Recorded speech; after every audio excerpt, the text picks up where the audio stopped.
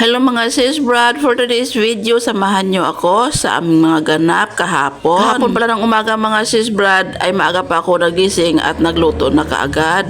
Pagkaluto ko ng aking mga sinaing talaga. Sinaing lang pala yun. Habang nakasala nga yung aking sinaing mga sis Brad, ay naghiwa-hiwa na pala ako ng mga ricado dahil adobo tayo ng sitaw, yung napakaraming sitaw na binigay sa akin ni Nonoy, ay lulutuin ko na ito at adobuhin natin at ito yung ating almusal. Ito pala yung tira-tirang sitaw na nilagay ko doon sa aking sinigang na native na manok. Dahil nga super dami yon, kaya hinati ko lang at ito ang adobuhin natin ngayong umaga at almusal natin. Habang nagluluto pala nga ako dyan, ay nag-text na ako kay Nonoy na kukuha siya dito ng ulam dito sa bahay dahil niluto ko yung kanyang sitaw na dinala dito. Napakarami naman talaga kasi na dinala ni Nonoy dito. Gusto niya talaga ni Nonoy atakihin na naman ako sa rayuma sa dami-dami ng sitaw na dinala niya dito sa bahay. Char.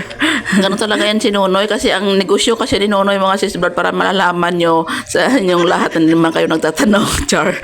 Ay nagtitinda pala yan si Nonoy ng gulay. Tapos yung mga reject na mga gulay na pipili niya ba doon sa kanyang binibenta, kasi goods lang naman ang binibenta niya, yung mga reject ay binibigyan niya yan dito sa bahay. Eh siyempre ako kahit reject kukunin ko talaga yan kasi makakalibre tayo ng ulam, di ba? Niluluto ko na yung mga gulay na dinadala ni Nonoy dito, tatawagin ko na yan sana dito yung kakain sa bahay. Minsan naman ay sabi niya kukuha lang siya ng luto at saka doon lang siya sa bahay niya kakain dahil nga mayroon siya kasama doon sa bahay nila. At ayan na nga si Nonoy, dumating na at kumukuha na ng ulam. Kaysa mga nagsasabi na si Nonoy daw lagi lang dito sa bahay na kumakain. Badagdag lang daw pakainin ni Kuya Kyle. Grabe naman kayo. Huwag naman po kayong judgmental, char. At after na namin kumain mga sis Brad ng almusal ay naligo na rin pala ako at nagbihis dahil alis kami ni Ate Clarice. Kasuhin lang kami samlang mga sis Brad, kaya salamin muna tayo at magsuklay-suklay. At hinahanap ko nga yung suklay dyan at hindi ko makita, kaya tinanong ko si Inday kung saan yung suklay yun pala. Nasa kanya yung suklay. At ayun, nagsuklay na rin ako at umalis. Ayan ba kayo mga sis Brad na nagsusuklay lang at nagli-lipstick tapos okay na. At ayan na nga, sinundo na nga ako na Ate Clarice para alis na kami. Tingnan nyo naman kami mga sis Brad, ang liliit talaga namin. Kawawa talaga yung motor sa amin. Kaya tawa kami ng tawa dito dahil ang tatlong sakay ng motor ay maliliit. Pagkatapos nga namin asikasuhin doon sa hospital mga sis Brad na aking mga papers na kailangan, at pumunta na rin kami doon sa PhilHealth ni Ate Clarice dahil nag-update si Ate Clarice ng kanyang PhilHealth at maraming salamat at intelligent yung PhilHealth ni Ate Clarice. O diba, wala kaming bayaran. Tapos nasabi ko nga sa kanya na kakain kami dahil sobrang gutom na talaga, kaya dinala ako na Ate Clarice dito sa masarap na batsuyan. Ay nako, alam niyo ba mga sis Brad, may kwento ko lang itong batsuyan na ito.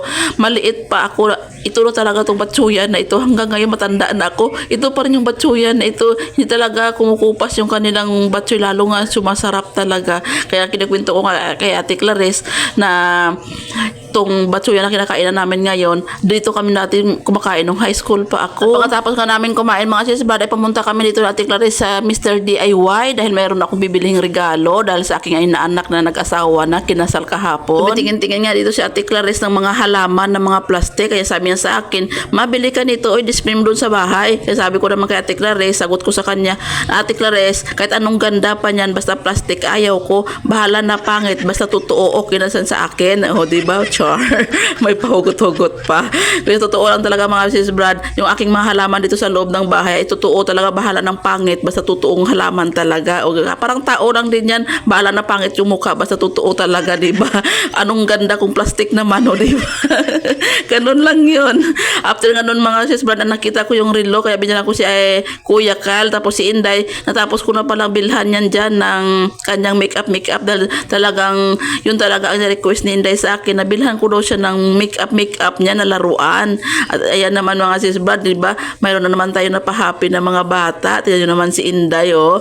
Talagang dream come true daw talaga ni Inday yung kanyang makeup na yan. Matagal na yan sa akin hinihingi ni Inday yung makeup na yan. Dahil nakikita niya nga sa mga TikTok na mayroon mga bata nagme-makeup, kaya sabi niya gusto niya rin daw magkaroon ng ganyang laruan.